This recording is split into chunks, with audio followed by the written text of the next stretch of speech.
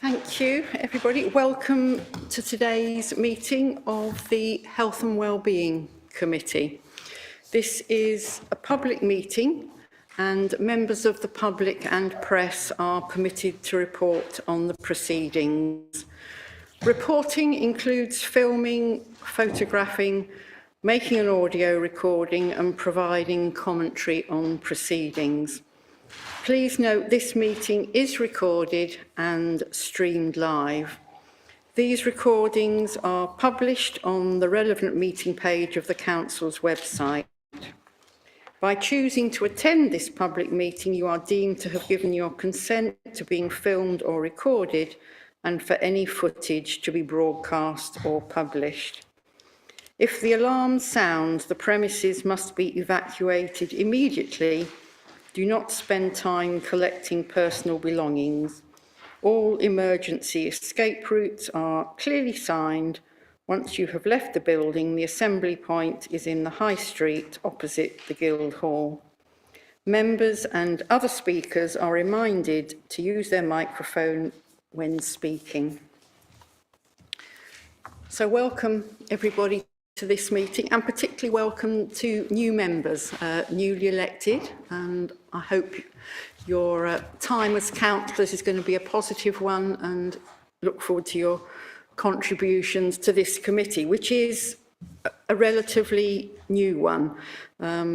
Health and wellbeing cuts across many other committees potentially, but we have, our agenda within this particular place, and we've achieved things with cross-party joint working, and I hope we can continue that. I don't think there's any substitutes. I think the faces I'm expected to be round the table are all here. Any declarations of interest? Oh, okay, thank you. Public participation. We have a public speaker. Welcome. Thank you for having me. Chair, just introduce, sorry. Rob Collier is here to speak to you. I don't think every member of the committee will know that Rob's here tonight. So Rob is going to speak and ask you a question to do with active travel. Thank you, Julian. So just a brief introduction to myself. I'm a local resident, a parent at North Worcester Primary School. For those of you who don't know me, I'm a keen cyclist. I've been cycling in Worcester all of my life, from a young age. The reason that I'm here this evening is to talk a little bit about an initiative that we started at North Worcester Primary to encourage children to cycle to school. The school is only half full at the moment. It goes up to year 2. It's backfilling. It's one of the new schools in the area, and my son just started in reception this September. As a cyclist, I wanted to try and reduce our car use. We would normally drive. So I started cycling with my son to school, and I thought, what can I do personally to encourage more parents to partake and to participate? So I came up with a plan. All of you have a copy. I emailed it to you all earlier. I have a few paper copies, but not loads. If you'd like a paper copy, let me know. And the scheme is, it's essentially a group cycle. We started doing it every Friday in term times, where a group of parents, led by myself and my wife, get a group of parents together with their children on some form of wheel. So whether that's a balance bike, a scooter, a push bike, we have a cargo bike, which is super fun. And we all get together to cycle to school together. And the point being is that we have more safety in numbers, and we're able to cycle to school together in a way that without the scheme that other parents wouldn't be willing to. And the reason that I'm here tonight is because I have a question for the council, for yourselves, but also for the officers, which is what more could the city council do to encourage this type of active travel for children to school? And I'd be interested to hear the response. Obviously, I appreciate that there's only so much that the City Council can do, and there's various items that fall within the county's remit, but I still like to pose a question and to hear responses. If any of you have questions for me or know people in your communities that would like to set up a similar initiative, the offer for help is there, and I'd be more than willing to talk to you, to talk to parents you might know, to teachers you might know, to help them set up a similar initiative. Thank you. Thank you very much, and thank you for taking the time to come and for what you're doing in the community. I think members of the committee will have the chance to look at what the information that you've sent us and can contact you directly. I mean, I might share it with officers because I don't think it's gone to officers, so that may be of interest to them. Thank you very much. So moving on to item 4, which is the minutes of the last meeting. Conscious that there's only a subset of us who were at the last meeting. So if we kind of go through page by page, happy to sort of sign off in terms of accuracy. Who am I looking at? So page 1, are we happy with that? Those who were here before? Yeah. Page 2. Yeah. Page 3. Everybody okay with that? And page 4. And I get to sign them. Sorry, it's the first time I've actually been chair of a committee meeting. I've only been the sort of vice chair before, so I'll try not to let sitting in the big seat go to my head too much. Thank you. I mean, there are a couple of matters I think I'd like to follow up on, whether officers can kind of make a note of those or we pick them up. One is access able. So the extension of the contract we will be picking up in due course. It's about publicity and publicising that we have this in place. It is a resource for visitors to the city and to residents of the city. And I think our comms department should really pick up on that. Please, yeah. Thank you, Chair. Yeah, I spoke with Warwick earlier, Chair, in advance of the meeting, and Warwick met with colleagues from Access Able last week. As you say, the contract will be extended for a year. It'll be on the existing contract terms, which is really good to know. And even though it's an extension, Access Able is still going to commit to reviewing the existing guides that are in place across the city. But we're also providing them with a list of events and regeneration projects that they can look at as well over the next months. There's also a couple of pieces of work within the city centre in particular, so things like the paving around Trinity, the Shambles and the High Street, so they need to come back and sort of review their guides around that. And we will also be meeting with Worcester Bid to look at how the turnover of businesses have affected the number of guides. So we know there'll perhaps be some guides in place, perhaps where the business is left, and vice versa. So that will be ongoing.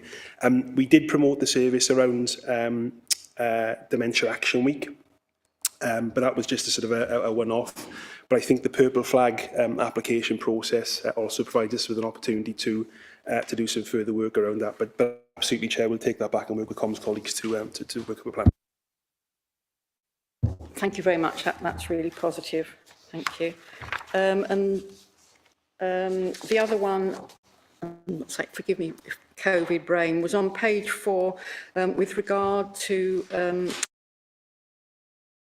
so for the scorecard, there are a number of measures within the city plan that kind of feel as though they belong to this committee, and I'm not sure whether we've kind of built them into the performance scorecard as yet. Thank you, Chair. I'll pick that one up again. So the Q1 performance scorecard will come to this committee in July, in the July committee.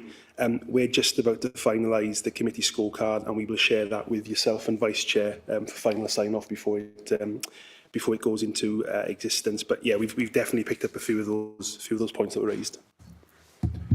Thank you very much. That's great. So moving on to agenda item 5, update on the delivery of the child poverty task and finish group recommendation. So who's speaking to that? Okay. Thank you, Chair. Chair, this is a noting report on progress with the recommendations from the Child Poverty Task and Finish Group and I'll spend a little bit more time than I usually would for the benefit of new members in particular.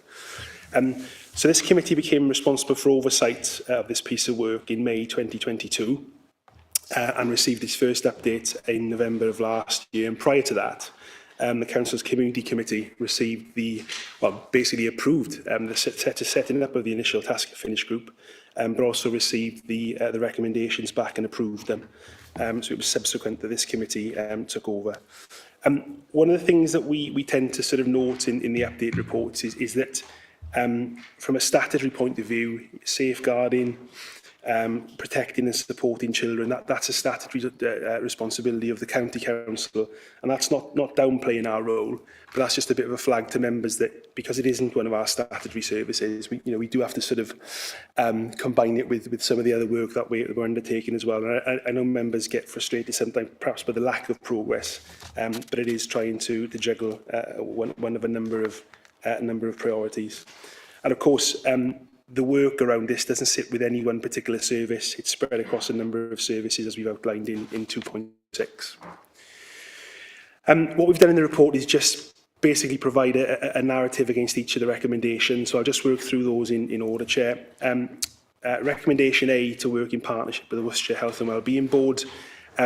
Members will have heard me talk about the transition to the integrated care system and the opportunity that provides us as a council, particularly around the district collaborative, and that's where we feel the real gains can be made here, around multi-agency partners from Worcester City, focused on Worcester City, getting in a room, talking about priorities and developing action plans. And we had our first transition meeting 2 weeks ago, held up at the hub in Warndon, and it's absolutely clear that children's well-being and children's health is going to be sort of front, left and centre of the agenda for this year moving forward, and that was particularly picked up as well within the emerging health and well-being strategy.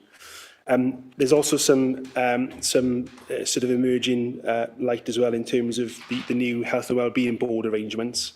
It's hoped that district councils will have senior presence both at officer level and member level.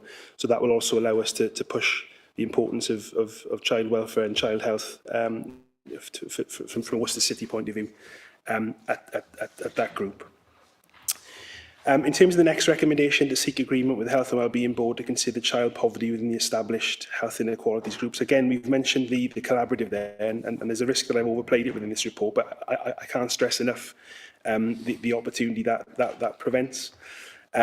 So that group will really allow us to get into the nub of child poverty, the root causes and how we can tackle that. And again, I've listed out some of the partners that will be included on that group, not just statutory partners, but partners such as Worcester Community Trust, on-site advocacy and action, as well as VCS representation. And there are other groups we need to recognise as well: Healthy Worcester Partnership, Child and Young People's Partnership Framework, and Get Safe. So there are a number of groups that exist, and between officers and members, we'll continue to push the message. Probably one of the most positive things that have come out over the last 6 months has been the Joint Strategic Needs Assessment around children in respect of food poverty. That's now been completed by colleagues at Public Health, and we've included that at Appendix 1. At the time of writing the report, we'd literally just had it, so we didn't have much time to go over it. But I've just picked out a couple of headlines just to mention to members this evening. So I think we're all aware that within Worcester, there are many inequality statistics that sit beneath the national average, which is great news, but we know that there are pockets of deprivation across the city. And inequality and deprivation have been highlighted as very real risk factors around food poverty. Nationally, food poverty has increased from 8% of the population to over 10% in the last 2 years, and that's most exacerbated in those 8 to 17 years old. There's some information there around comparing us with our SIPFA neighbours. We have the study carried out there and talked about shows 4.3% of households in Worcester have experienced hunger, compared to 4.1%, which is the national average. So fairly close there. And also the negative relationship between deprived areas and the nature of food outlets present within those areas. And by that, I mean, you find more fast food outlets within more deprived areas and much harder access to better food options. Food bank use is up, and more so in those under 18, particularly seen that over the last couple of years. And obviously the number of households receiving free school meals has increased as well, and again, particularly exacerbated over the last few years, particularly through COVID. So although generally we talk about Worcester and Worcestershire being a good area, a healthy area, we know we've got those pockets that exacerbate issues such as child poverty. I suppose looking forward, the JSNA picks up some of the things we can do. So food access and support, and it references the community fridge scheme, and having seen that in action in Ronkswood, and not just the volume of food, but the quality of it, it's quite startling. But I'll come on to perhaps an element that I think is missing from sort of the forward-looking piece, but talk about the community fridge scheme. Universal free school meals, obviously, a political conversation and debate to be had there, not something we can perhaps influence locally. Uptake of Healthy Start vouchers, perhaps something more locally we could have influence over. Community gardens and allotments, and I'll come on to a recommendation a bit further on that. Trying to tackle fuel poverty, and we are doing some things around that, but I'm sure we could do more. Tackling unemployment, council tax rebate scheme, providing transport to help people get to healthier food options. Through COVID, we saw transport was important as a factor to get people to have their jabs. So, putting two together, you come up with 4. And then communication, which is something you always find on action plans. The 2 missing bits for me is that there was nothing in there around education. So you can get good food to people, but then it's about cooking it and using it and using it in the right way. So I think there's something around education for me. And the second one for me, which is a little bit utopian, I suppose, but I've seen it in action, is eating together. From a previous authority, and something we did around providing opportunities for families to eat together. That also sort of stemmed a bit of interest in eating better foods and spending more time socialising together. So there was a wider impact than just food poverty as well. So I'm sure that's something members will want to debate in a moment or so. Just moving on then to recommendation D, the child poverty group to be set up to monitor the situation post-COVID-19.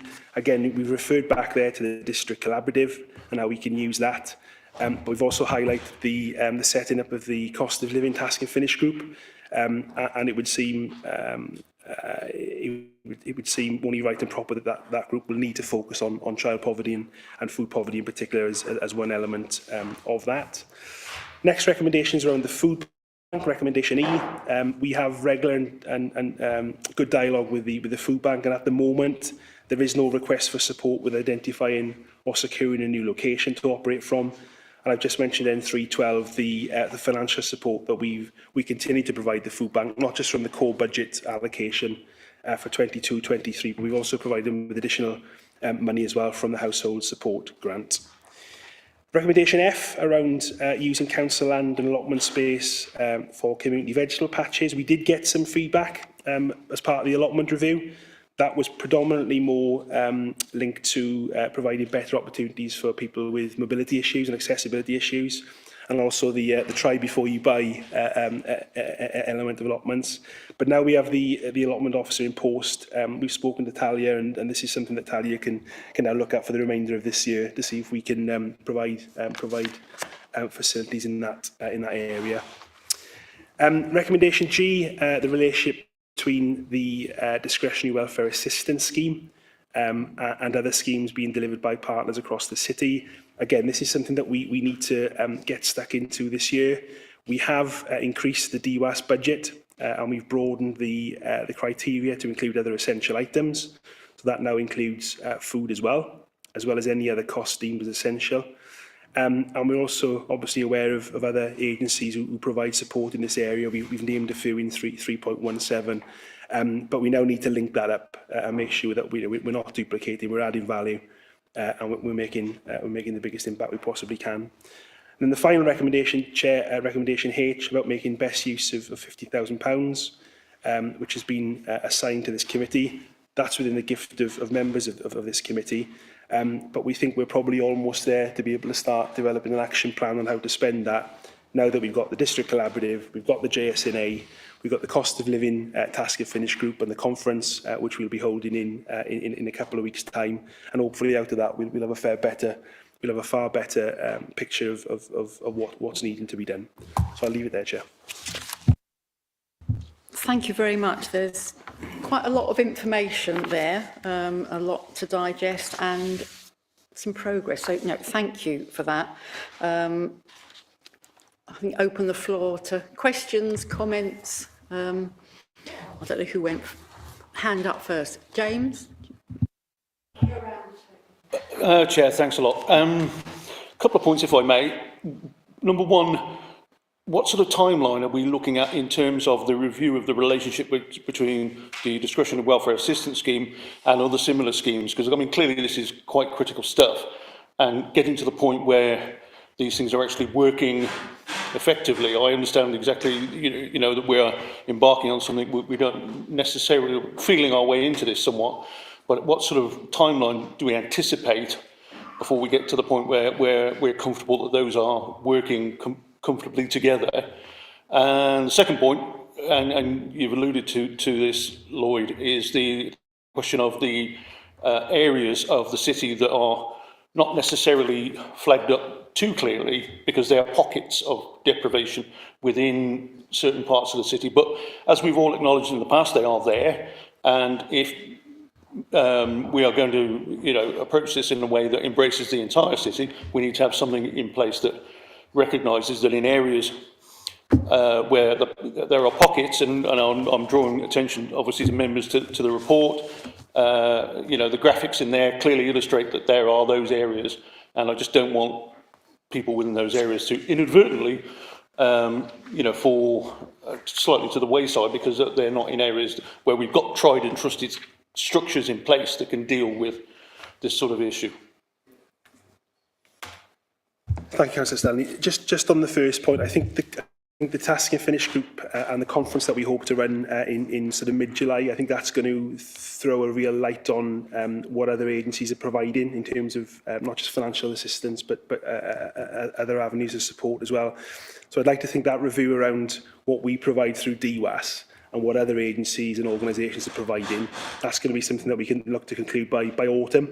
And really, that's not about, I don't see that doing anything. I don't see that leading to us doing anything differently with DWAS, but I think it's just about agencies knowing exactly what we offer, what they offer, and almost better signposting in some ways. And in respect of the wards within wards and the communities within communities, I absolutely get that point. And I think through things like free school meal data and some of the levels of data that we're now able to access, particularly since the work we've done through COVID, what we want to do is make sure that whether you're a community within a deprived ward or a community within a less deprived ward, you get the support you need. And through working with partner agencies, we're now able to access that level of data really, really well.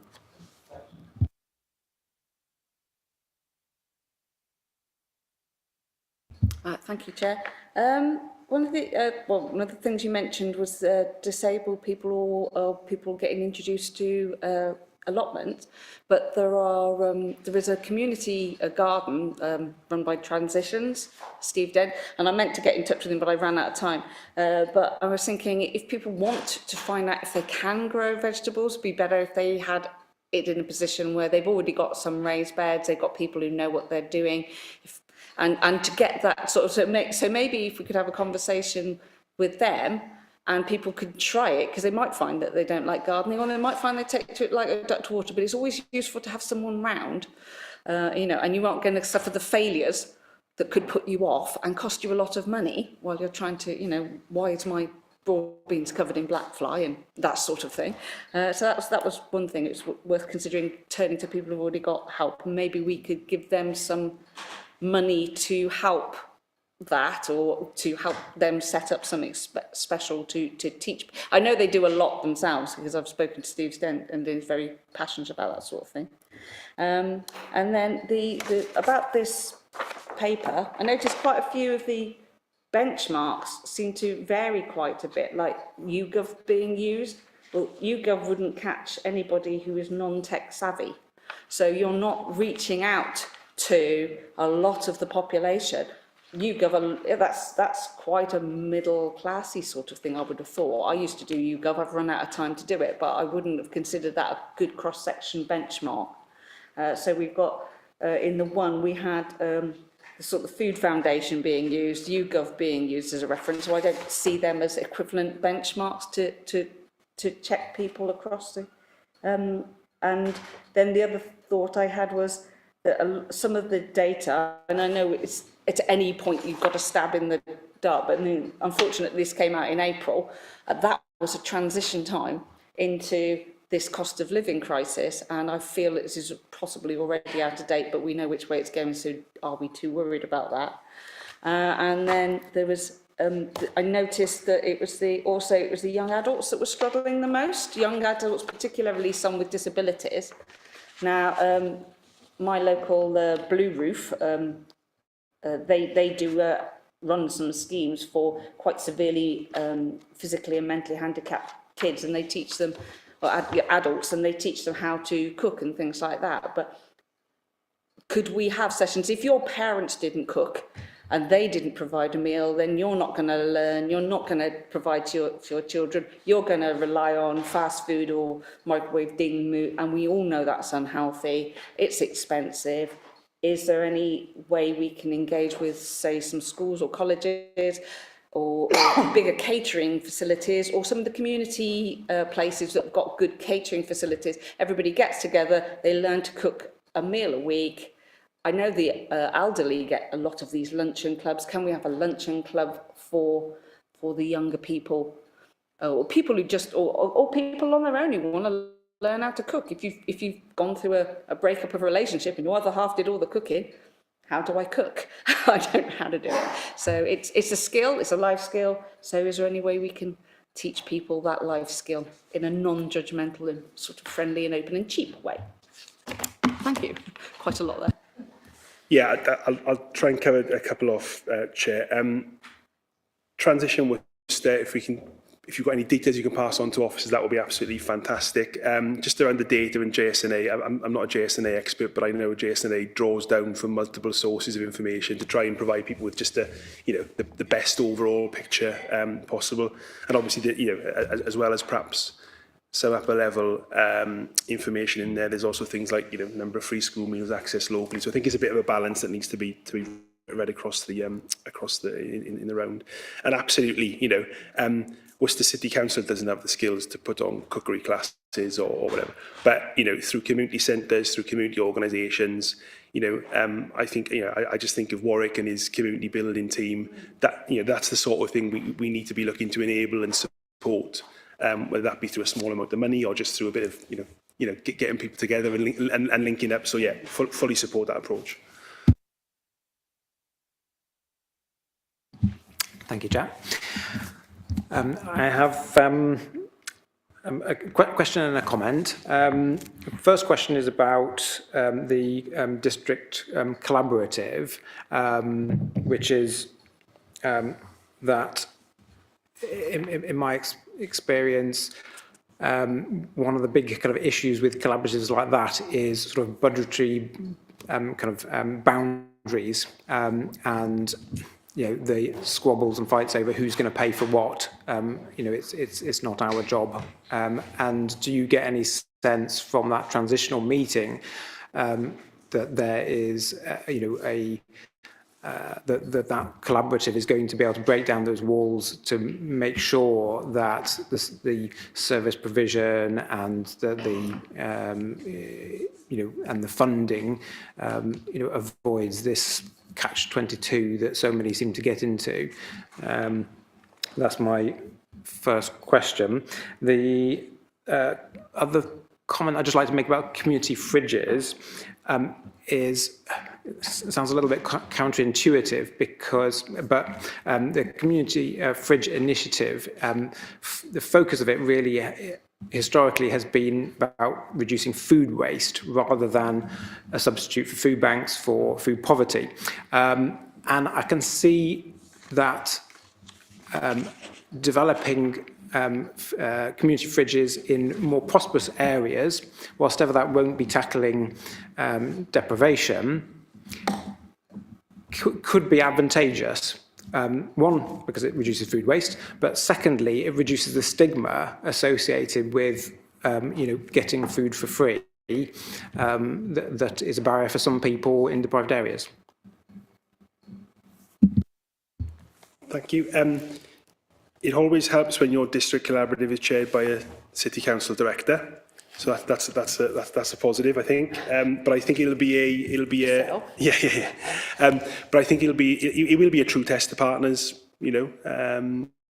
commitment and willingness to work cross-boundary and perhaps buy into something that perhaps might not be your core business, but there's a shared value to it.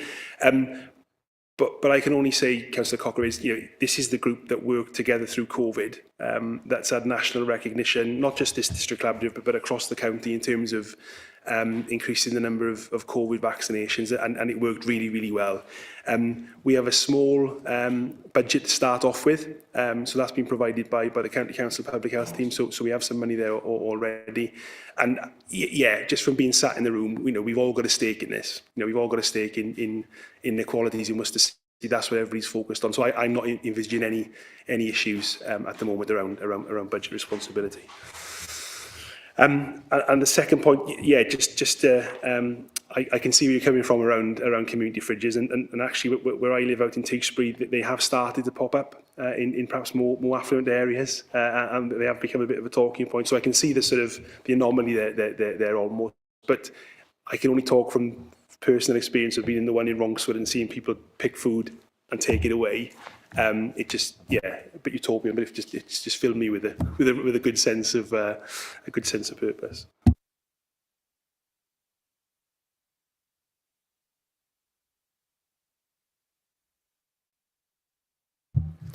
Thank you very much, Chair. I'd like to ask about, so reading this this first report of today's meeting, it feels like that it was almost a reaction to a crisis, I suppose. Would that be a fair characterization? My question is this: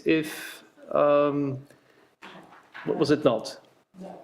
It's a piece of work that was initiated a few years back now, certainly pre-COVID, and the initial thought actually and sort of motion came from myself as a result of a line in a public health report. So public health joint strategic needs analysis, I think, and the impact of child poverty on families. So this is a piece of work that's actually, this is the stage that we've reached, and it's been being worked on over a number of years, and probably, in part was slowed up with COVID. I think really, really pleased to hear the news in terms of the relationships that have been built as a district collaborative. But this is not an emergency response. It is a response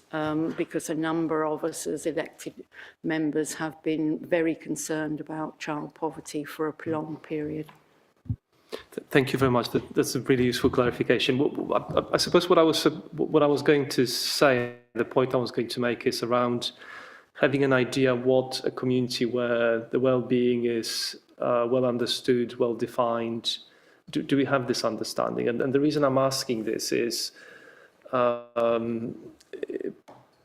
perhaps it might be a task and idea for this community to look at some kind of, and I'm not talking about some utopian ideas here. I'm talking about certain levels of whether it's social justice, I suppose, and access to services, access to the basic things like food, like healthy diet, like exercise, and so on and so forth. Would this committee be interested in defining what a community which has the well-being at its centre might look like, some kind of archetype, and then work from that kind of example? So something that stays within, there's no issues with the sort of effect on environment, but definitely a provision that doesn't go below a certain level of the understanding of well-being.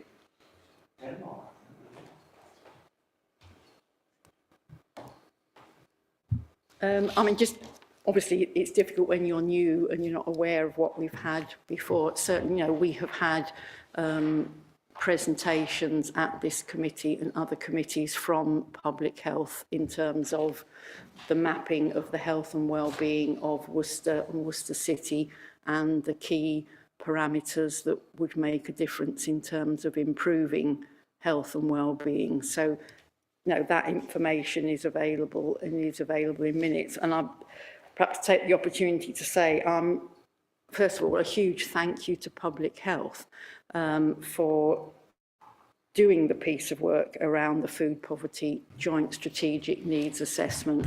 I'm not sure whether we've had a sort of city-specific JSNA previously, and to, you know, have it tabled as a committee paper and available for all is a really important step that I'm pleased that we've achieved.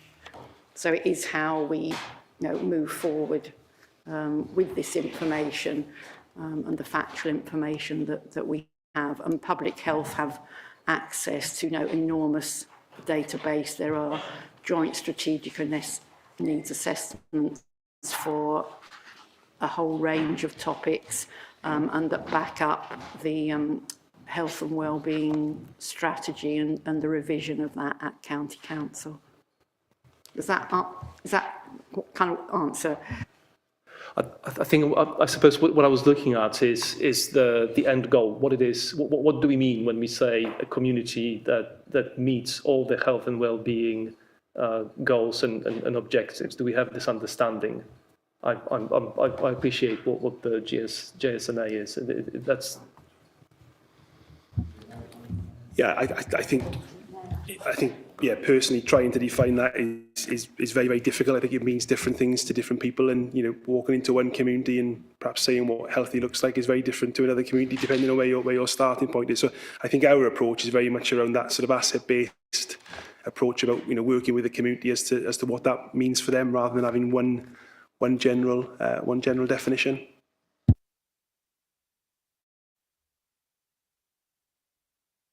Thank you, Chair. I'll remember to press the button.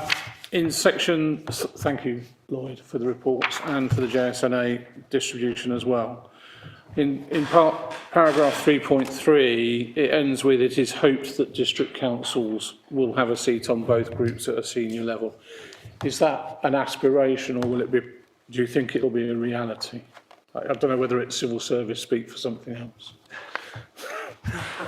I probably said too much in that paragraph, actually, but no, those conversations are ongoing, and yeah, I think they remain positive. And I think again, I think through the role that districts played through COVID, that's why these types of conversation are now being had. Agencies, particularly health, have now recognised not just the services we deliver, but the way we roll our sleeves up and get stuck into things. So, you know, yeah, those conversations remain positive. Okay, thanks, Lloyd. And if I may then come to this, I mean, I found this very stark reading, and I had to put it down a number of times, pick it back up to get to where I wanted to go to on this.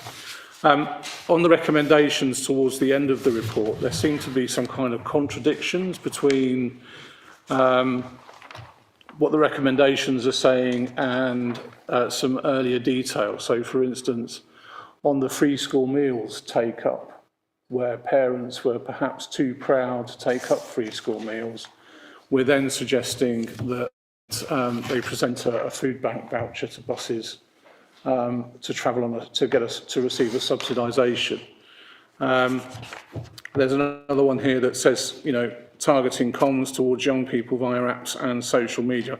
I think as Councillor Lawrence has already referred to, that we should also be talking to the elderly community, and we do need to make sure that they have access to the appropriate ICT as well. And I was just wondering how much of an influence this committee would have on implementing any of these recommendations. Now, and I appreciate in your earlier report you're talking about allotments and stuff like that, but there's some good stuff in the recommendations from here as well. That was my last question. Yeah, this committee has a heavy role in shaping what we do next. This is a report that's been provided to us to assist the City Council's role in tackling child poverty. So we have the £50,000 budget, and we have things like the District Collaborative to work with partners on as well. But this is our document for us to take in, for us to consider, and for this committee to direct officers with advice from us as to what we can do. Thanks, Lloyd. Thank you, Chair. I've been sat here listening to the debate and having read this document, and I'm surprised how calm we all are. Because, quite frankly, I'm bloody angry reading this report. Excuse the language. It is a very angry report. It's very frustrating. When you look on this document here, when you see things of references to free school holiday clubs in Worcester, soup kitchens in Worcester, discretionary welfare assistance in Worcester, food banks in Worcester, we're talking about that here in this city. That is outrageous, Chair, that we are so relaxed and calm about these issues. I've been a councillor on this table for 31 years. This is the worst time I have known for poverty, deprivation and anguish in our city in those 31 years. I've never previously had to knock on doors and see people crying because they can't feed their children that night. That happened in the last local elections. Knocking on doors and seeing people in tears at the situation they're in. And it's an outrage that we're still so calm and gently talking about this. But frankly, there are other issues as well which come to mind. You know, we fight for bread, but we also fight for roses too, as the old song says. Those of you from certain parts of the country will know the song Bread and Roses. And it's not just about the need for food, it's about leisure, recreational facilities as well. Councillor Norfolk and I last year, along with Councillor Lamb, provided over 1,000 opportunities for children to go to Barry Island. The first time ever that they actually got to see the seaside. 1,000 children from Downs Green went on those trips. There are children in Worcester, in Downs Green, in St John's, where I represent, who have never been to the Malvern Hills. They haven't got the ability to pay, the financial or otherwise, to get there. So it's issues about access to theatres, to sport, to outside activities which can get them out of the poverty and the deprivation of the streets they're in, which I don't think is actually covered in this report. So it's about access to sport, recreation and leisure, which could be provided for universal free travel, which would deliver a lot of these things. A child in St John's and Downs Green simply can't go to the swimming pool in Perth as well because there's no public transport for them to get there. It's impossible. So they can't actually exercise the facilities which are available to them in Worcester. It's just not available. And that is part of the issue of poverty and child poverty which we have to tackle. And I'm not sure this report does it sufficiently enough. And I'd be interested to know where we could take it further, because we do need bread, but roses, we need them too.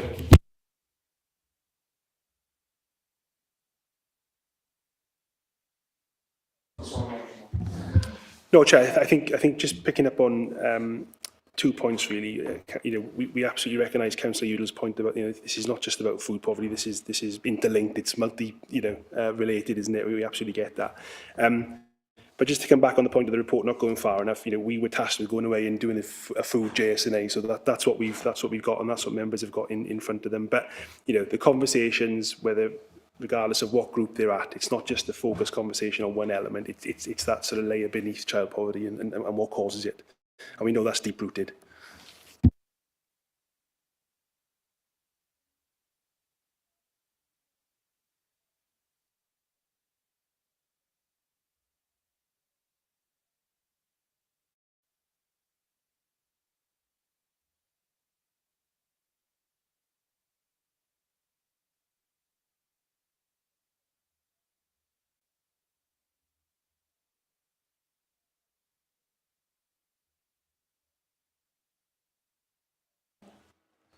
A lot of people perhaps are property rich, but actually cash poor.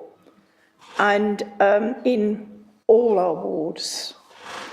And I think in every ward, there's going to be pockets of free school meals and that sort of thing. So we really must ensure that every ward is treated fairly. And also around organisations such as the museum service and other things like that. Certainly last summer, they held sessions within the museums, particularly the commandery, where including a meal for particularly children in the most deprived areas, particularly around the commandery and that sort of thing, and also Freedom Leisure as well have also done this as well. So, but yes, I agree that it is very stark reading, but I think we have done quite a lot to at least identify some of the problems.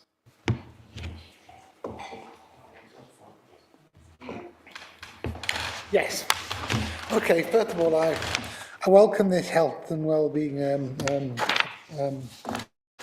task and finished report and that. There are a lot of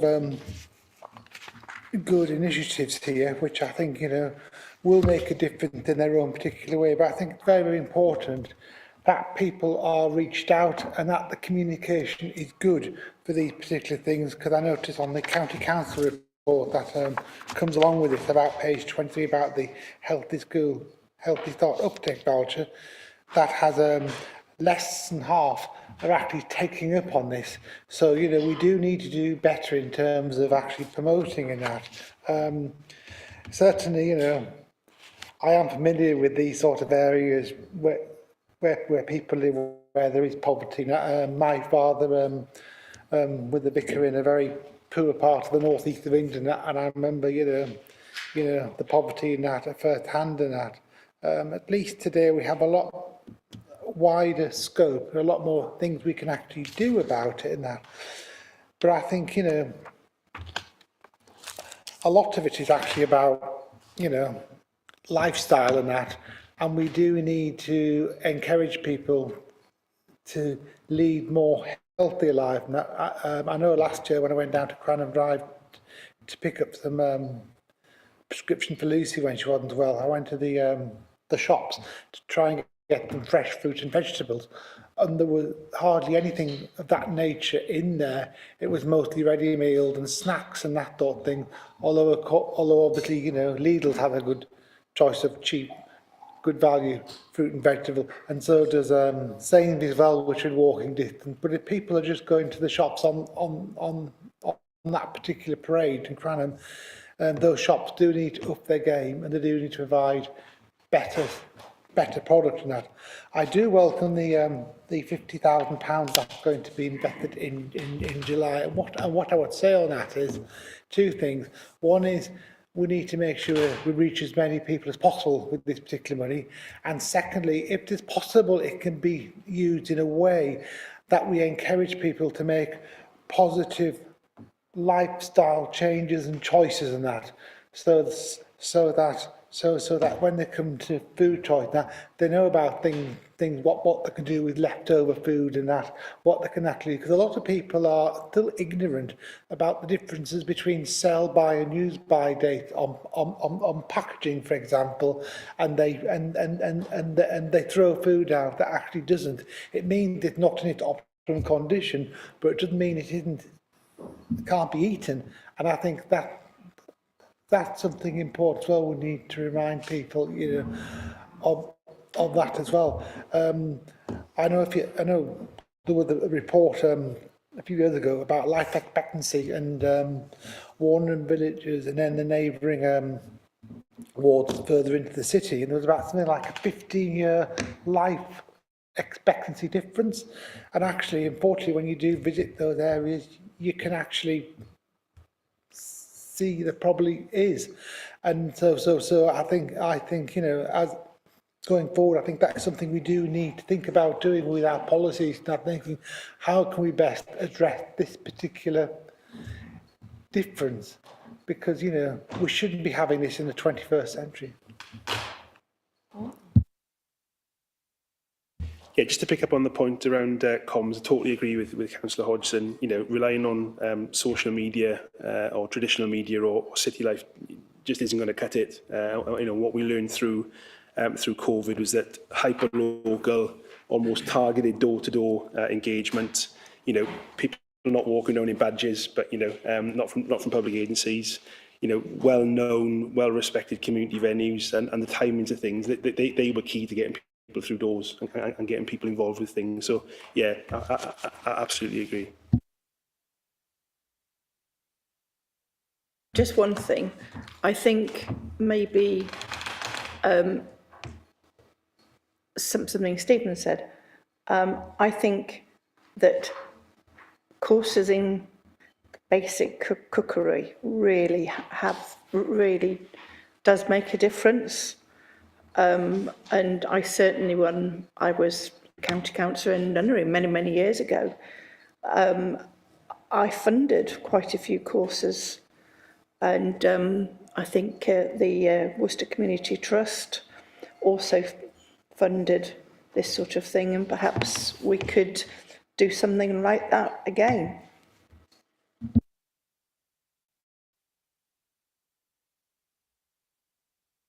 Sorry, any other contribution? Thank you, everybody.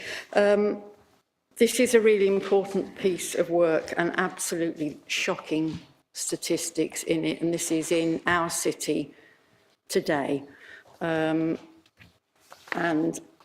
pleased in terms of the work that officers are doing, and I think we're all agreed in terms of taking this forward, using this information and doing what we can within the remit of the responsibilities of the district council to take that forward. As Lloyd said, I know there is a community fridge in Ronkswood.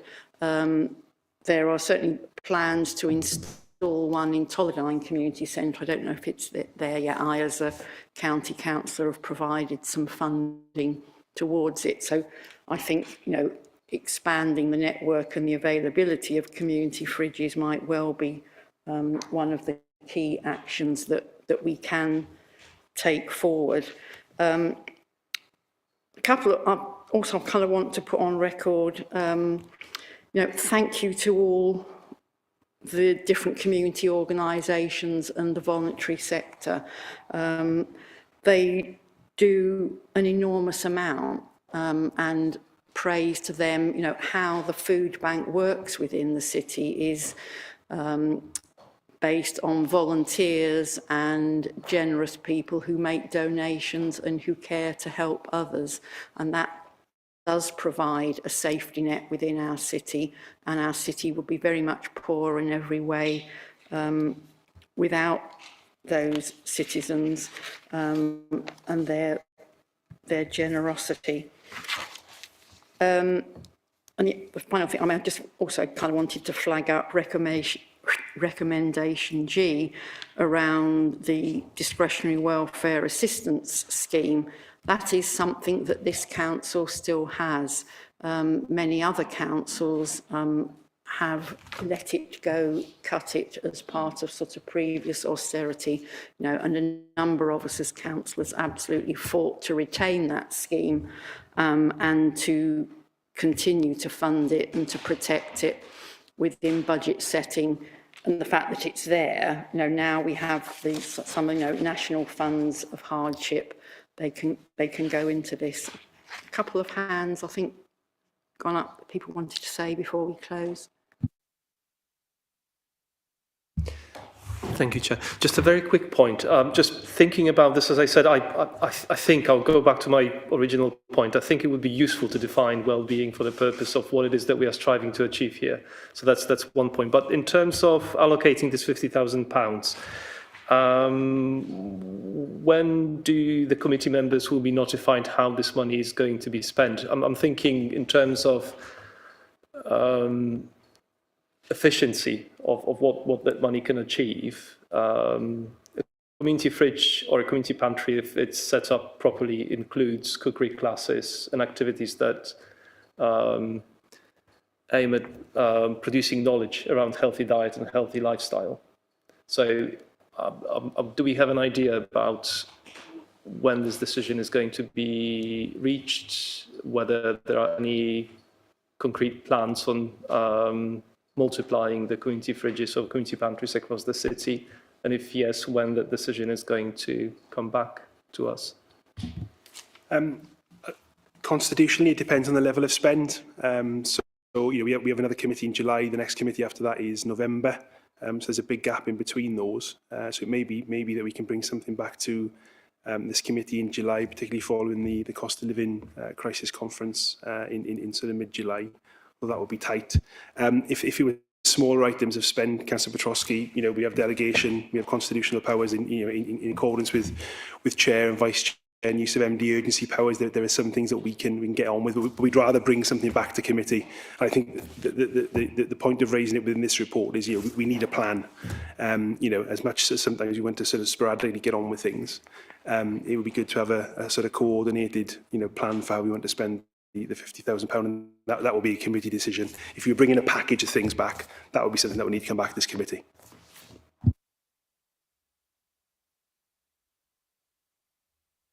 Thank you, Chair. It's fairly quick. It's how do we access this discretionary, or how does the individual applicant access this discretionary welfare assistance scheme?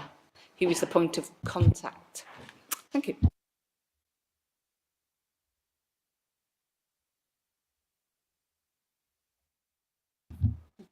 Am I on? Is that better? Sorry. Sorry, Councillor Lawrence. The DWAS scheme is a referral scheme. So if somebody, an agency would need to refer somebody in through CAB, Citizens Advice Bureau. So that's the front door in effect for a referral to DWAS. So if we had an individual we felt needed help, we'd send them to CAB, to perhaps one of these drop-in centres that Tom's just told me about, and get them to go that way. Yeah, yeah. Brilliant. Thank you. I just wondered, it's great to have the scheme, but how do you get to it? And also Trinity House for housing, City Council housing offices, people needing help can also go there and be pointed in the right direction. Generally, people have to be coaxed into doing these things, don't they? So, yeah, thank you. So, thank you, committee, for all your contributions on this very important topic. I think the other thing, just to make certain, is that within the, if you like, wider cost of living task and finish group, that they are fully cited on the work here and the information here, and it's not sort of sideline, and it is part of a contribution if there is going to be, you know, in whatever actions are taken forward, this absolutely needs to be built into it. So members of the committee, happy to agree the recommendations and support for ongoing work on this. Okay, thank you very much. Thank you. COVID-19 community recovery strategy. My personal struggle at the moment, but Tom. Thank you, Chair. So just to provide a bit of background around this strategy, so the Council Community Recovery Strategy was approved by the Communities Committee in July 2020. That was further extended for 12 months until March 2022. During that time, responsibility for oversight of the strategy transferred to the Health and Wellbeing Committee, which is where obviously we are today. Since this strategy's approval, back in 2020, the country's been through a further 3 national lockdowns, and we're now in a position of following the government guidance of living with COVID. On the 24th of February, since we last brought an update report to committee, the remaining COVID regulations have all now ceased to be in effect.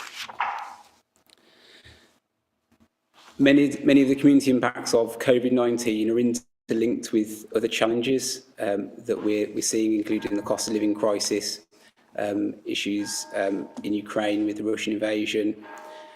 And the District Council will be at the centre of work aimed at supporting the communities across Worcester with these challenges.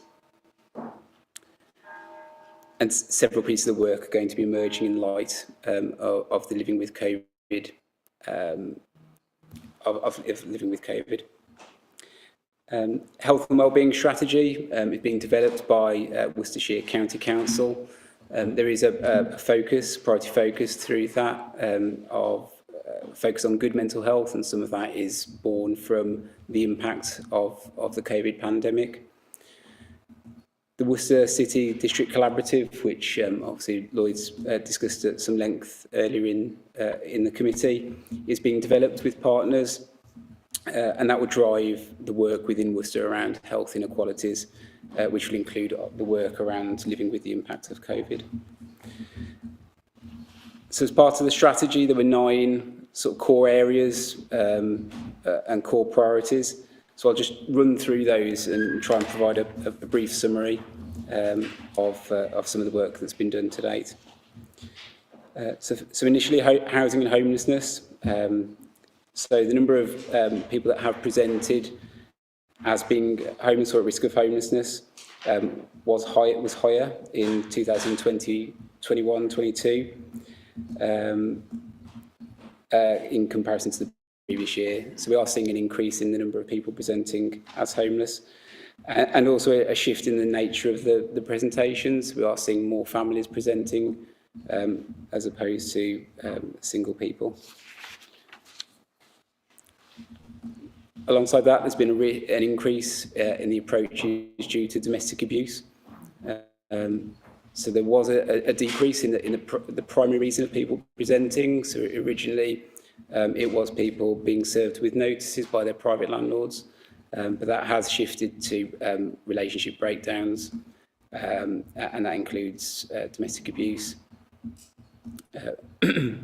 We attribute some of that to do with the COVID-19 pandemic, but there's also been increased and better recording and reporting of that. There are additional pressures expected, and these are likely to increase. So obviously, we've talked around the cost of living crisis this evening, as well as other issues such as additional pressures from the Ukrainian crisis. The Homeless Service does remain focused on the prevention of homelessness, and we've got a number of ways that we address that. We have housing outreach workers supporting those at risk of homeless or in temporary accommodation, as well as practical interventions and support around financial intervention. We're in the process of developing a county-wide homelessness and rough sleeper strategy.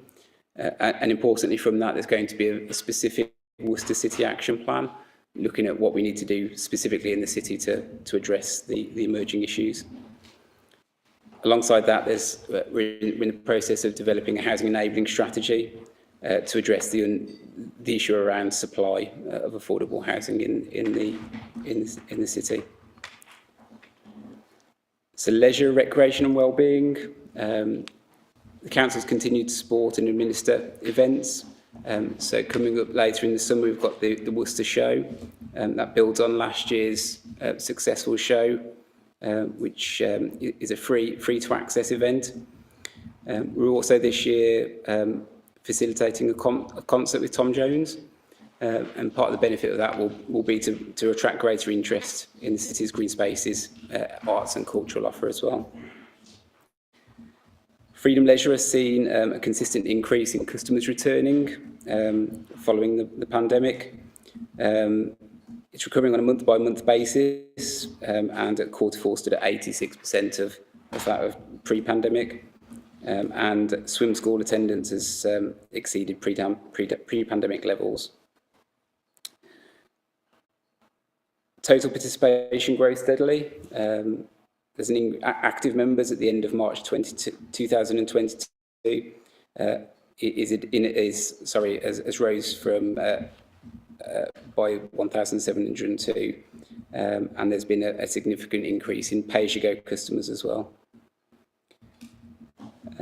Previously, we reported success on the numbers of outdoor classes being undertaken, largely as a result of the inability to access indoor classes, but we're suggesting that that measure of success is probably no longer relevant, although they do, or Freedom Leisure do continue to host a number of outdoor classes. Active Communities Worcester continue to deliver a programme of activities across the city. And Freedom Leisure are performing very well in terms of their recovery in comparison to other leisure operators around the country. Although what we've drawn out in the report is that the council do play a crucial role in facilitating and supporting financially their operation. Financial hardship, as we've discussed obviously at some length this evening, continues to be a challenge for many households, which I think we're all aware of, and that's exacerbated by the increasing daily living costs, including food and energy prices. There's a number of measures that we can see to demonstrate that. So the number of applications for council tax support remains high. The number of people applying for discretionary housing payments remains high and continues in that continues along that trajectory. The NHS Test and Trace self-isolation payment scheme, which the council administered, has now ceased. It ended at the end of March, but during the time of operation, over 1,200 payments of £620,000 was made to support people who had to self-isolate. So the Household Support Fund was a scheme was facilitated through County Council. So between October last year and March this year, the County Council received 3.95 million, which was disseminated in a number of ways, including some directly to Worcester City Council.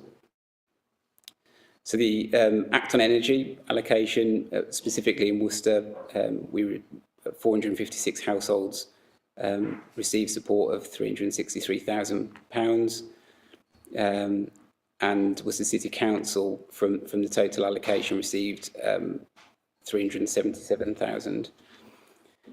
And there's a breakdown of how that was allocated in the report.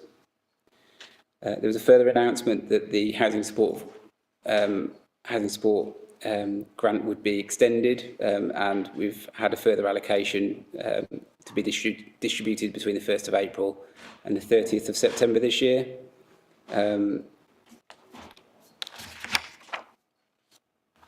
Of which 189,000 has been allocated to Worcester City Council.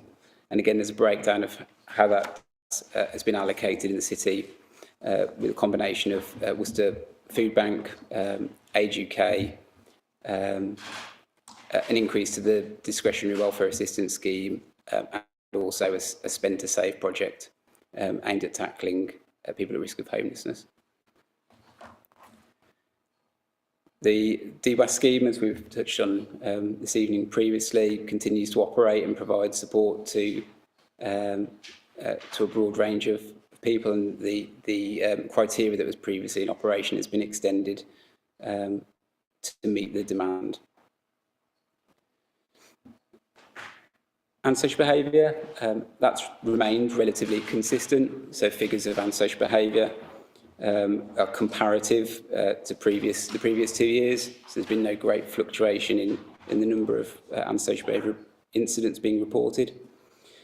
We work very well with partners across the city, and a range of multi-agency meetings continue to operate, including Safer Worcester and a new city-specific antisocial behaviour case management meeting has been in operation since October last year, which is proving successful. Worcester hosted the Knife Angel in Cathedral Square earlier this year, and that was a really useful opportunity to highlight the issues around violence and knife crime. 150,000 people came to view the Angel, and during the time that the Ninth Angel was here, 1,250 students received an education workshop or assembly, and the legacy of that's continuing. We're still engaging with schools around that project. We also had a Safer Streets project, which was funded through the Home Office and the PCC. That led to a range of initiatives, including improved street lighting, deployable CCTV cameras, as well as bystander training for some of the nighttime economy staff. And that feeds into some of the work around the Purple Flag accreditation that we're currently applying for. Touched on domestic abuse, and obviously that has presented as an increase across the city. We have the Dawn project, which is facilitated through Worcester Community Trust, and they provide a range of support and offers to individuals who are survivors of domestic abuse. We've been successful in securing some additional funding and to provide some more sustainability of that project, for that funding to run for 3 years rather than 12 months, which has previously been the case. We have had the implementation of the Domestic Abuse Act, and that's given us a much greater framework to understand needs. A full needs assessment's been undertaken. We work with county in developing the strategy commissioning plan, and a multi-agency domestic abuse partnership which meets regularly. In addition, we're in the process of securing some additional safe accommodation through a housing provider, as well as additional commissioning around domestic abuse services, independent domestic abuse advisors, and delivering training. So bereavement, supporting bereaved families and commemoration. So bereavement services broadly return to business as usual operation, and similar to pre-pandemic levels. Of note, on the 15th of December, there was a memorial service, which was really successful. It's provided us some learning to take that forward in future years. The website's been developed, which has provided a really useful tool and has a high take-up of visitors. And that's been used to provide a detailed bio of buried military personnel, which volunteers have helped to document for us. Service has been developing to try and provide more specialist services, and the team are able to much better adapt to changes, and make sure families receive the experience that they may seek from our service. A memorial garden was launched in March this year, and since then over 100 individual notelets have been written, which is a lasting legacy. There's been a few additional changes to the service to try and improve the customer experience. So a number of things are listed there: electrical equipment, resurfacing of the car park, rewilding project. And the cemetery has actually been assessed by Green Flag, which we're awaiting the outcome of.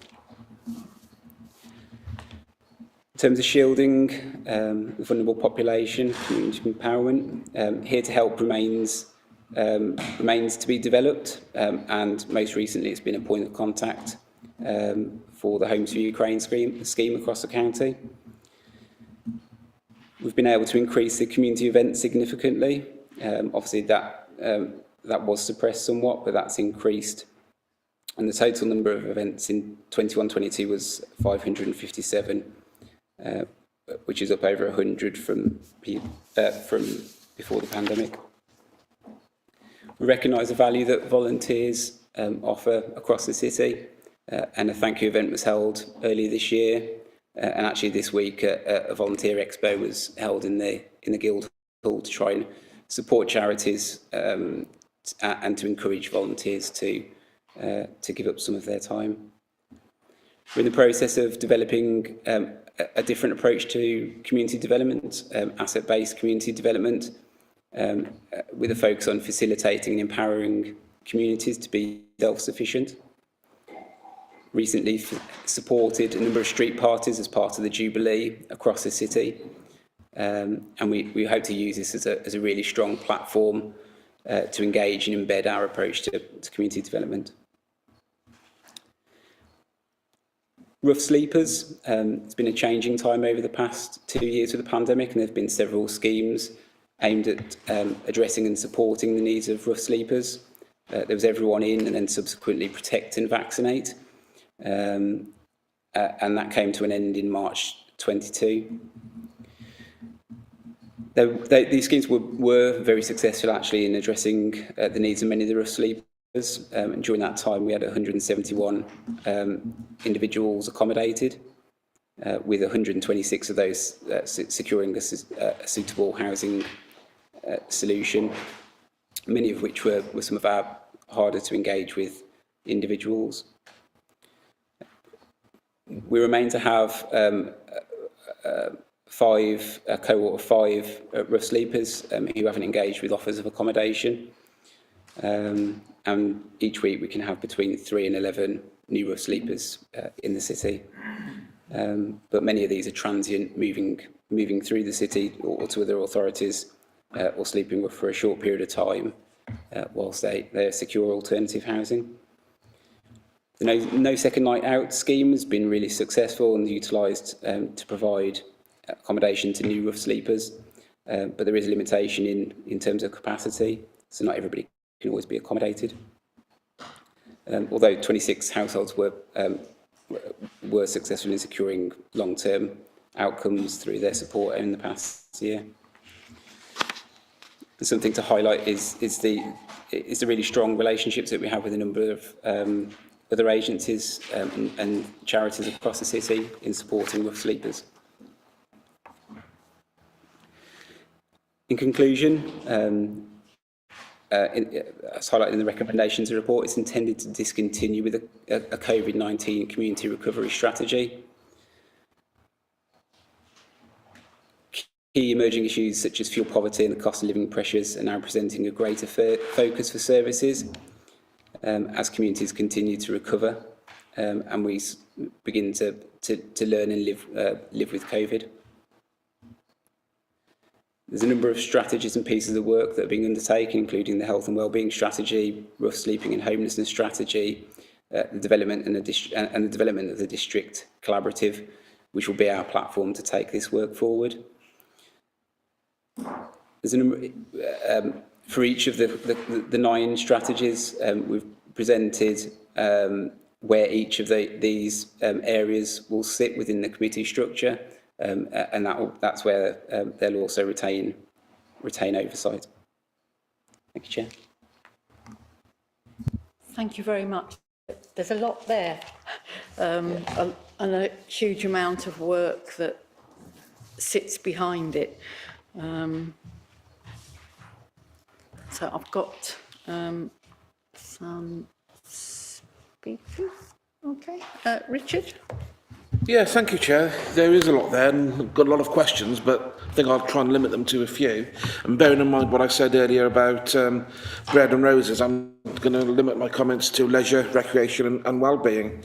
I saw the details of the Tom Jones concert. I thought I might be interested until I saw the prices. Then I realised I wasn't interested at all. The prices are pretty much preventing most people in Worcester who I represent from actually participating and going. It's excessively expensive.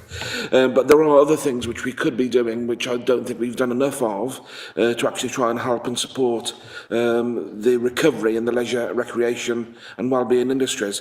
For instance, universal free provision, which we could support, especially, and I know I'm going to sound boring, on issues like tennis.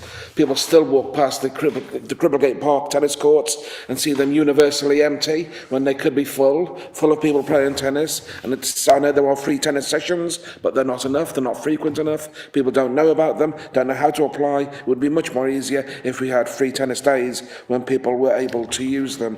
Also, I've spoken to two trade unions, Equity and the Musicians' Union, both of them which have told me that 80% of their self-employed members receive no income at all during lockdown and are desperate. I'm not sure what we've done to try and support the arts and the culture side of the city, but there seems to be an area there which we can do a lot more about to try and encourage participation in the arts, allowing free concerts and paying them to participate and encouraging the people to actually enjoy the facilities which could be on offer. Clearly, the self-employed have suffered the most during the lockdown period economically, and it would be nice if we could do something to ensure that their return to prosperity is something which we could help them with. And finally, it's about public transport, which I know has not recovered from pre-lockdown numbers, and there's still empty buses riding our streets when people aren't using them.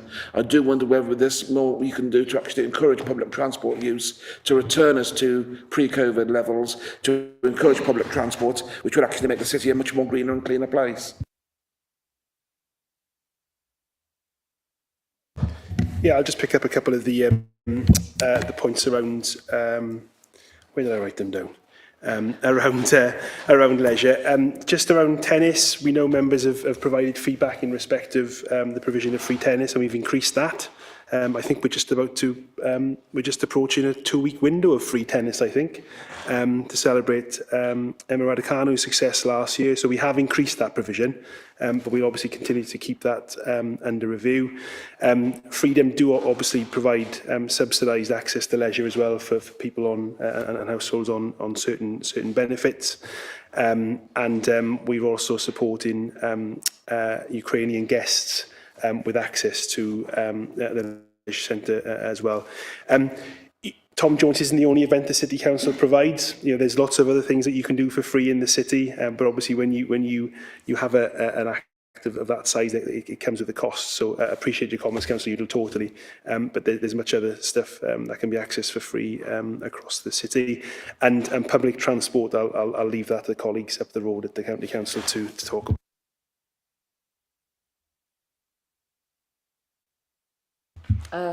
Thank you, Chair.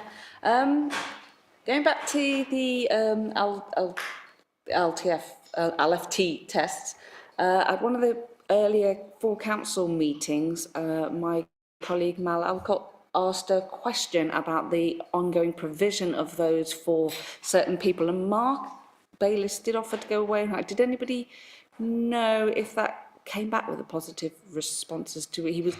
He understood and thought that there might be a way of doing that, and he was going to go away, and I didn't hear back whether that was helpful. Is it easier to just answer that one off? And I heard LFT test and positive response. I shuddered a bit. Can you repeat the question? Sorry, Councillor Lawrence, I didn't quite catch it. Yeah, so she'd asked the question whether the lateral flow tests would still be available to certain people who are on lower income and stuff like that. I can't remember the exact detail, and I haven't got time to find the question that she asked. But Mark undertook to look into that and come back to her, and I don't know that we ever got an answer. I can follow that up, Chair, and we'll respond in writing to all committee members just to clarify. Because that was a question I was going to ask in terms of staff access. So do we provide them for our own staff is one question, because COVID hasn't gone away, but if people are not able to afford the tests, actually the current picture, albeit one that's rising, may not be an accurate reflection. He is again positive with COVID and has then taken the measure to keep himself away from his colleagues. I mean, it could easily be mistaken for hay fever this time of year.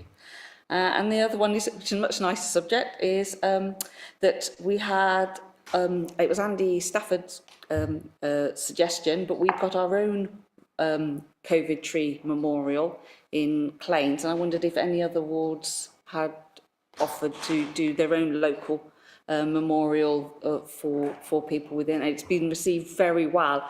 It's a nice oak tree. We'd lost a tree in that area, and we've there's a nice bench around it with a plaque, and it's a quiet reflection place on its own in the middle of a field for people to go, and that people have taken that very much to heart, that they can go and sit there and quietly reflect.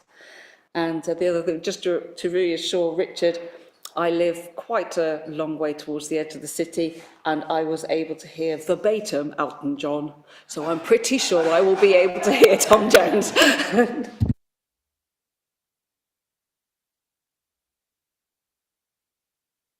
Yeah, just to come back on the point around LFT test availability for staff. So we obviously had a stock of LFT tests.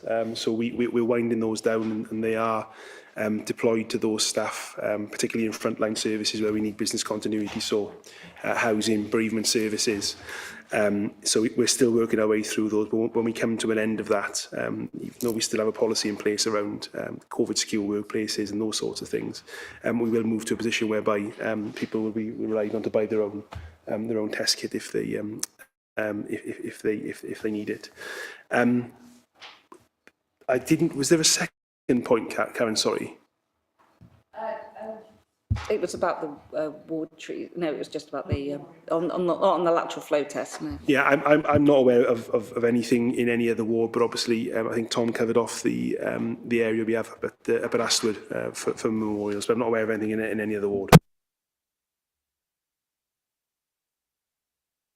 Chair, thanks a lot. I just wondered if we could touch on the domestic abuse section there.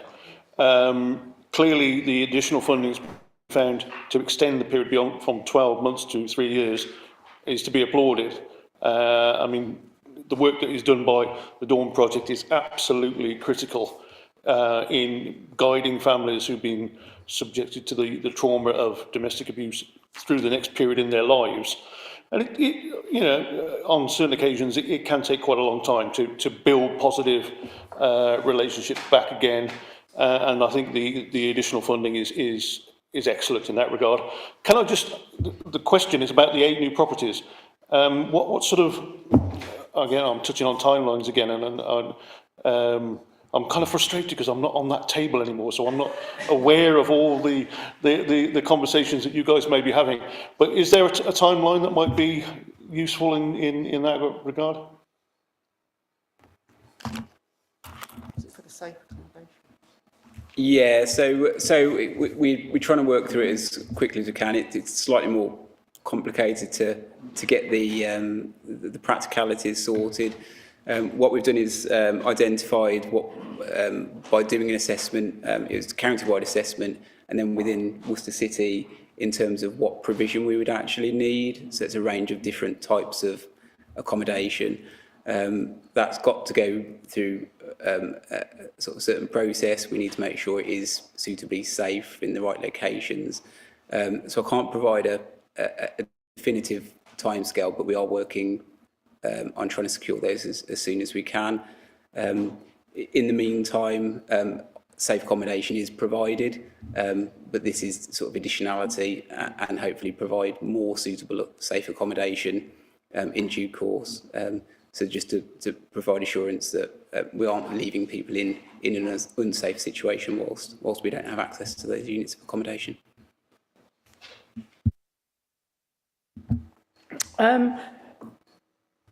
When Stephen was mayor, we visited a property in Bromwich Road. No, Bromwich Road?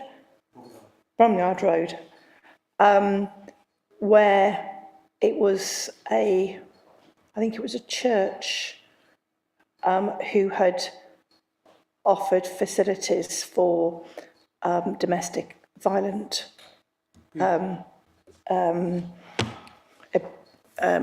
people. And I wondered whether or not we actually took up that.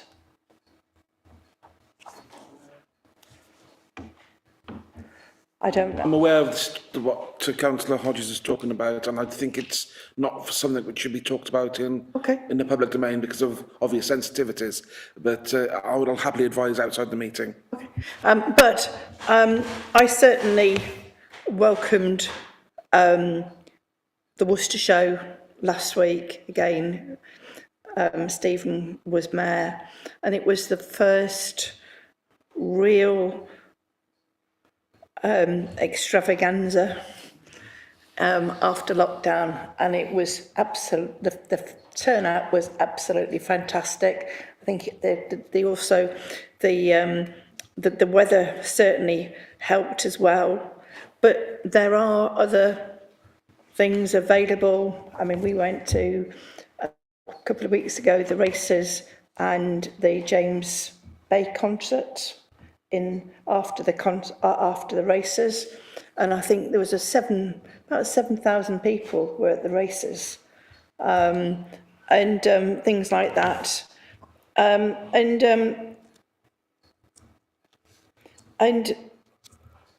really, we've done fantastic things about supporting people after COVID, and I think we should be proud of it.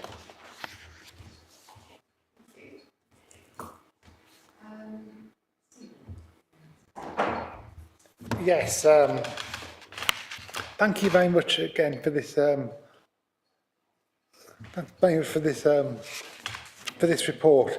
I remember seeing the previous version as well at the previous meeting, and you know, it just demonstrates what a plethora of initiatives we've actually got in terms of actually dealing with this.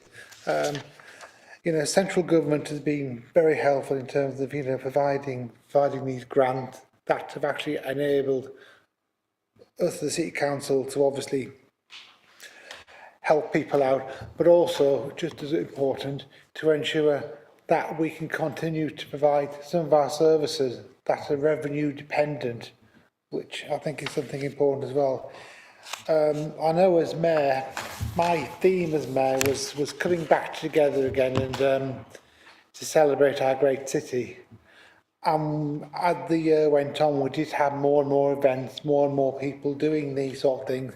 And again, this is also, as a consequence of that, is obviously increased economic activity and that as well. And I think you can tell from the graphs at the back of this document, you know, that things are sort of, you know, recovering of sorts. Obviously, the challenge we're now coming into now is not so much. We're coming into this post-COVID days now, where we've got other problems now because we've now got pumped up demand and that, which has then led to these inflationary pressures. Plus, obviously, you know, the war in Russia, Ukraine hasn't helped with fuel prices, and all this is obviously going to put cost burden on people as well. So obviously, you know, and there is going to spill out into consequences there as well. So my only really question I have about the report is obviously looking at the graphs. There's one about the youth detached team where it's on page 41, where the graph suddenly goes right up. Now, obviously, that's because the interactives were caused by young people visiting the Knife Angel and meeting you. That what I would say is, though, if we're producing that graph, that is not going to happen anymore to that degree, and it means that the normal activity levels will not come up particularly well on the actual graphs because of the way the scaling works. So can I suggest for future graphs, we just simply stick an asterisk next to March and just point out there was actually an exceptionally high number and not show it that particular figure, so the graph looks more it's easy to follow and see individual variations between the month as the period goes on.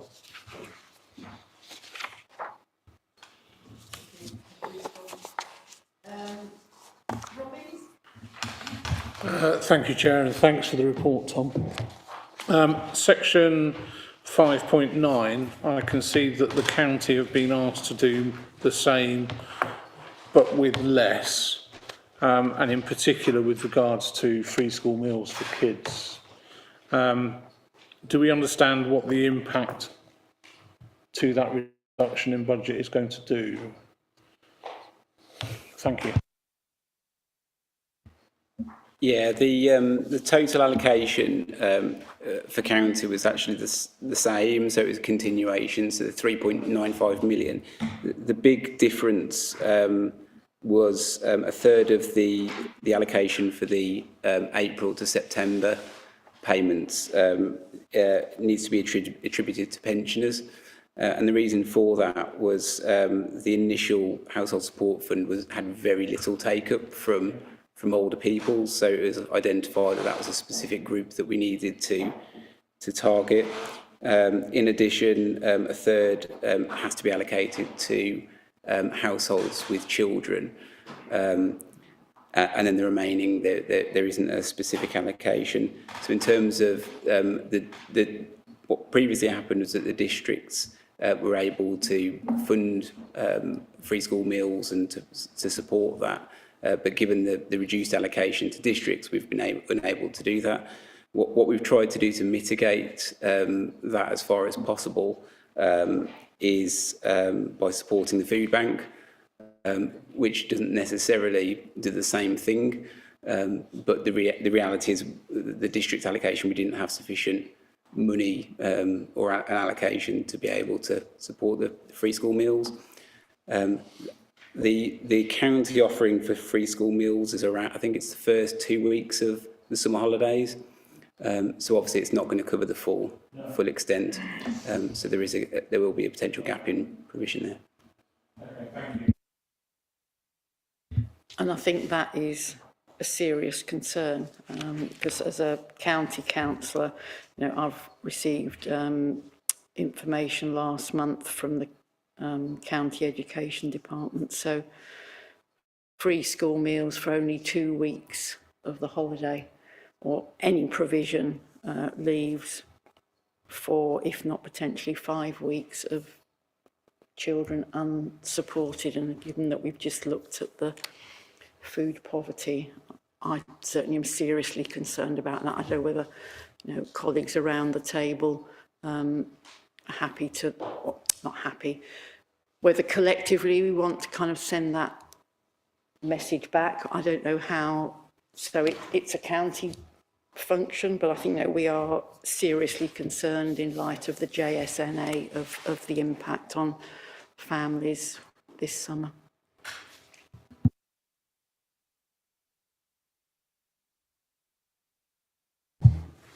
Thank you very much. And Tom, thank you very much for this comprehensive report. I have a quick question around the last paragraph, the conclusions, and the suggestion about passing on the oversight of COVID-19 community recovery strategy priorities to different committees. In the middle column, we've got leisure, recreation and well-being, and that looks like it's being delegated to the communities committee. My question is around the active travel officer and whether that person, what was the timescale in terms of the having this person in post, and also what would be the sort of the reporting line coming into this committee? Because I think that the link is to health and well-being in terms of active travel is there.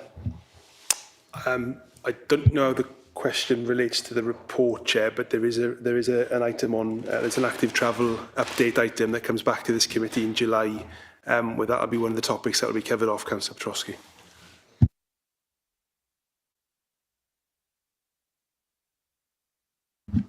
Thank you, Chair. And thank you, Tom, for the report. One comment and one question. First comment is that one of the fantastic things about Worcester is its voluntary sector and the community getting involved, and you see that threaded through this report. And what I find really encouraging is the way in which the council has been supporting the voluntary sector, and how the voluntary sector has been, working with communities on the ground. So,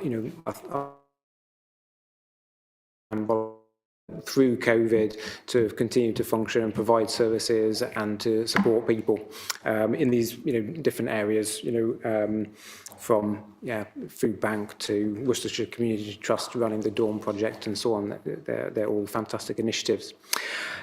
My question is about asset-based community development approach, because it's been mentioned twice this evening, and maybe it's because I'm new, but I don't know what that is. So if you could give just a brief overview of what that means, that would be really appreciated. And secondly, is there sort of is this a proven approach? Has this been used somewhere else? To effectively and efficiently? Thank you. Yeah, I'm conscious that it is a concept that perhaps we haven't shared more widely with members. We have been discussing it at the Communities Committee, which is where we're looking to take the community development strategy moving forward. Asset-based community development is, I suppose in summary, trying to empower communities to take things forward themselves. So it's around facilitation, so it's not necessarily the doing, it's the supporting them to be able to do it themselves. So it's part of that process is identifying community leaders, so people that can take an active role in the community. So for instance, through the street parties that we've recently facilitated, part of that process was identifying a key lead within that community, so whether that's within a street or within a slightly wider neighbourhood, and us harnessing that person to take things forward. So then identifying what's important for them, what's important in their neighbourhood, in their street, and then taking a lead on that. So we try and facilitate it rather than do it, if that makes sense. In fact, there's sufficient of a explanation. What we plan to do is to produce a briefing for members to provide a bit more context. And in terms of its success, it has been really successful in other authorities. Gloucester in particular, I think there's a local example of where it's been really successful. I think some members went to Gloucester not too long back last year. So we're sort of trying to utilise that as a model, but use it, apply Worcester City to it, because each authority and each locality will need a slightly different approach to it.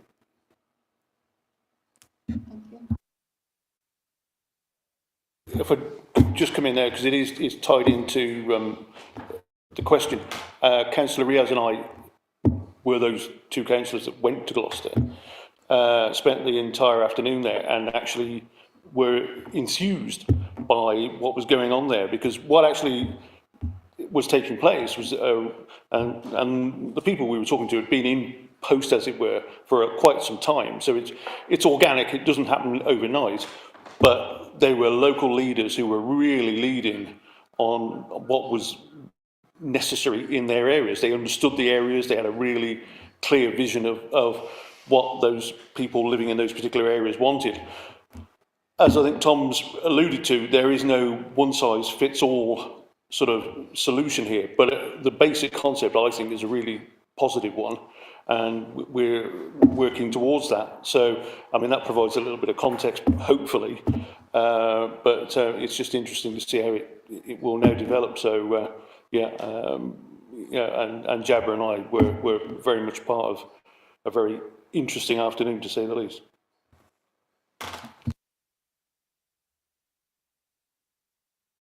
Thank you, Chair. Thank you, Tom.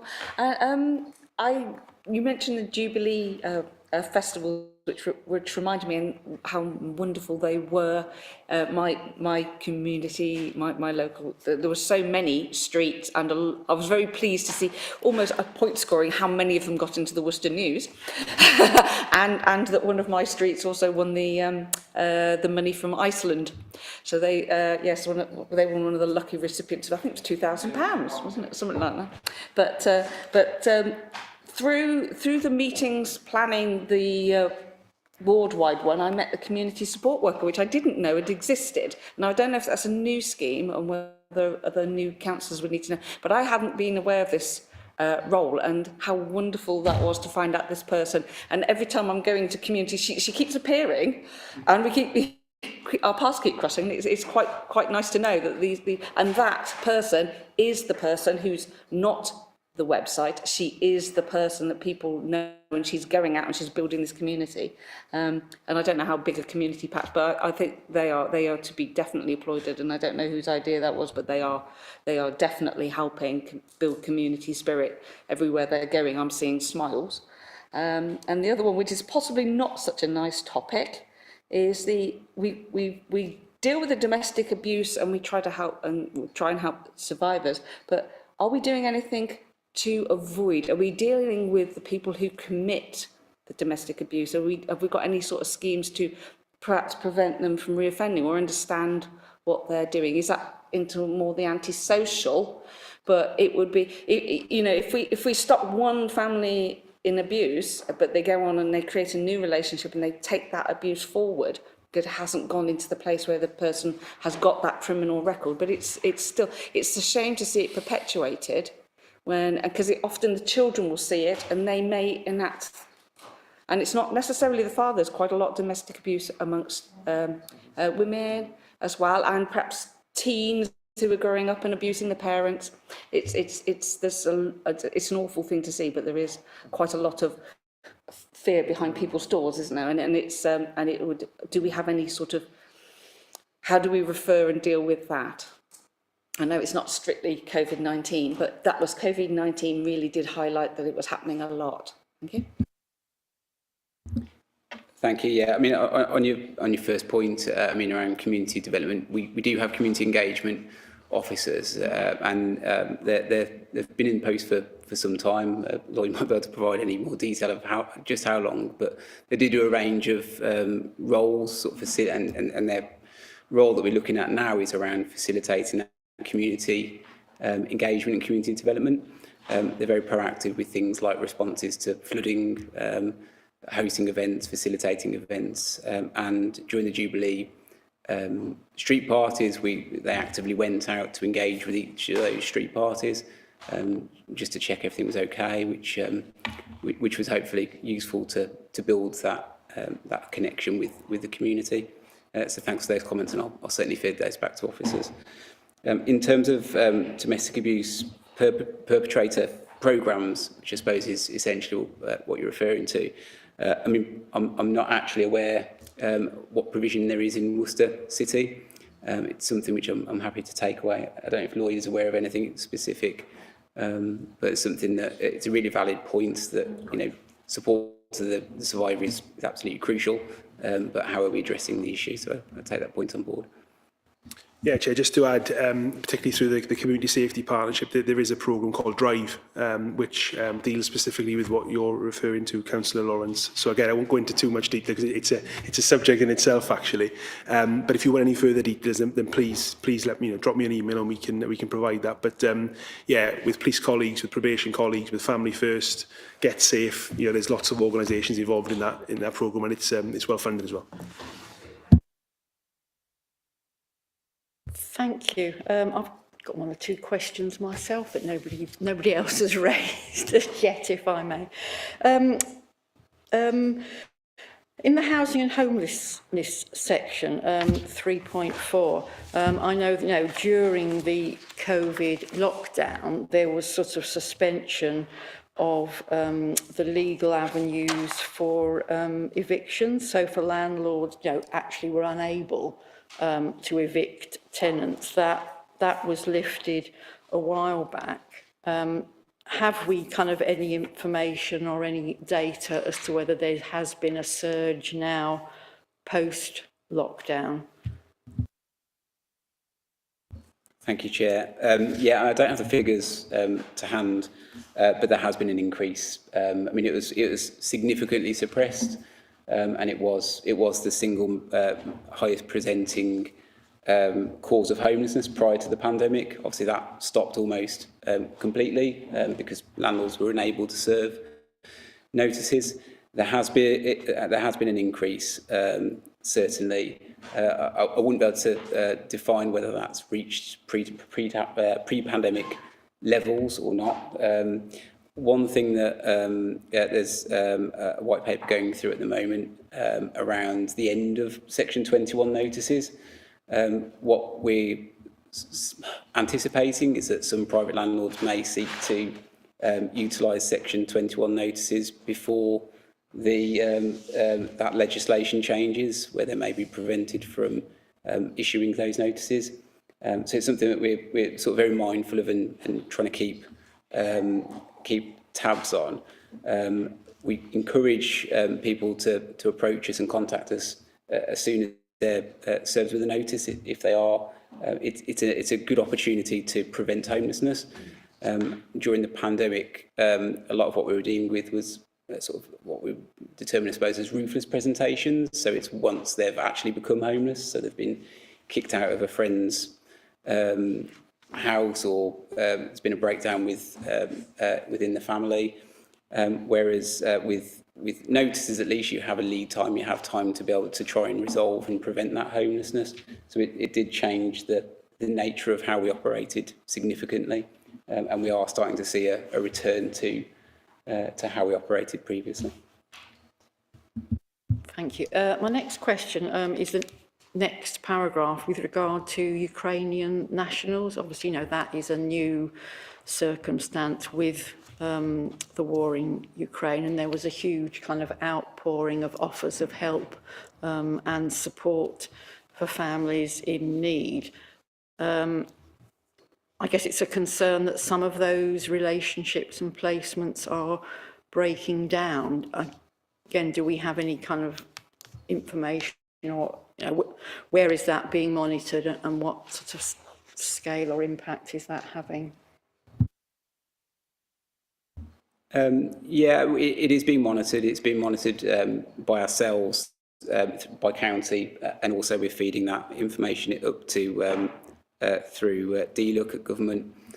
So that is being monitored in terms of the impact. Ukrainians are eligible for full public funds, so if they come across, they're eligible for housing and homelessness assistance. There's two schemes, the family scheme and the Homes for Ukraine scheme. Generally, the family scheme, which is sort of more of a standard visa application process, we're not necessarily aware of people that might be coming across through that scheme unless they present to us. Through the Homes for Ukraine scheme, we have a lot more information around those individuals and the circumstances and their situations. If we become aware that placement's breaking down for any reason, we're able to provide intervention and support to them. We're also currently in the process of working through the approach to rematching people to provide alternative placements if the current placement is unsuitable. So in terms of impacts on the service, I suppose at the moment it's not been huge. There has been some impact. I think what we're anticipating is how we can support Ukrainian guests that have arrived in the city to move on from their sort of guest placements into alternative, more permanent housing solutions, which is a challenge for everybody because there is such a short supply. Yeah, Sorry, Richard, can I come back on that issue, because I received some information at the weekend from somebody who is one of the guests in the UK, who told me that there's now a Facebook site set up for Ukrainians in Worcestershire, and one of the biggest problems which they are experiencing is when they come here and get housed with families, they're being presented with lists of jobs to do. Jobs such as cleaning, childcare, cooking, ironing, washing and gardening. And when they say, actually, We've got a job. I'm still working for my employer in Ukraine. I'm doing it remotely.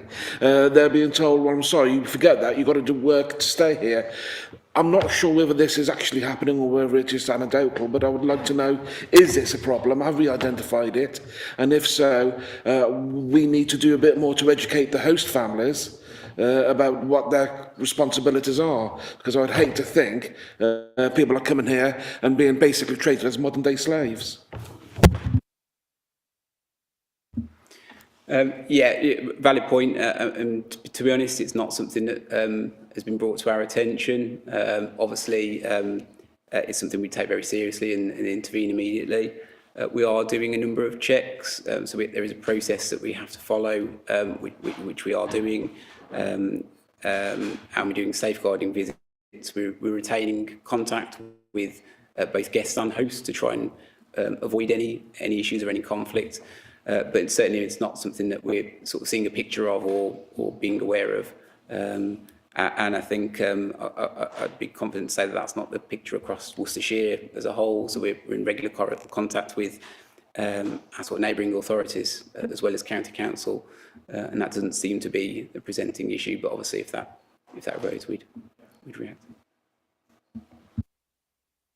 Thank you. And then one last point from me, which is reference to DWOS and kind of under paragraph 5.14. I know Worcester Municipal Charities administer the DWOS scheme for the council, and they get a lot of applications, and where people are struggling financially, buying essential furniture and household items is really challenging. And one of the recurring problems is about carpeting. When people are moved into, new social housing, into a different environment, there are no carpets, and actually to afford carpets is really quite expensive. And I think it has been uncovered that there is, I don't know whether it applies to all of the social landlords, but they have a policy of removing carpets when the tenancy changes without actually assessing the quality of that or whether it could be cleaned and could be reused. So it's a kind of vicious cycle of, us or other charities having to fund carpets whilst good carpets are being thrown away. Is there anything we can do to intervene in that? Do we know how widespread the policy is? Because it seems to me wrong in so many ways, not least in terms of, wastage and, reusing a valuable asset kind of thing. Thanks, Chair. I think most registered providers take a relatively pragmatic sort of view and approach to it. So if it is good quality and doesn't present a hazard, then it's something they would consider leaving. Each individual provider is likely to have their own policy around it. So what their approach would be. So whether they have a blanket approach to removing it. But in all honesty, I couldn't say exactly what each of those providers' approach is, but it's certainly something that I could take away and have a conversation about and see what the approach is and to highlight it as a concern of the committee. I think that would be really helpful to actually ask them, because I think there's fairly good evidence in terms of applications received that it is a not uncommon practice, and to pay to have a carpet cleaned would be. But if you can ask that, that would be really, really useful. Thank you. Thank you to officers for getting us through COVID. A huge amount of work done, and I think learning and some positive relationships and positive learning through what has been a very difficult period for many people. it hasn't gone away. I think it probably is right that the different elements of the strategy are followed up within the appropriate committees. So I think absolutely here we need to note that domestic abuse and shielding the vulnerable population are part of our remit. And here there is obviously no interest in domestic abuse. So look forward to those topics and within this committee continuing with that work. So on that basis, is committee happy to note the contents of the report and those elements that we will be continuing to keep under review and monitoring? Everybody happy with that? Thank you. Thank you very much. So just to pick up on the active travel, since Tom Piotrowski mentioned it, and obviously it's of interest to our public speaker. So the work programme, or the one of our achievements, the key achievement of the Health and Wellbeing Committee in its first year of operation was to make the case for an active travel officer within the City Council and to secure the budget for that post.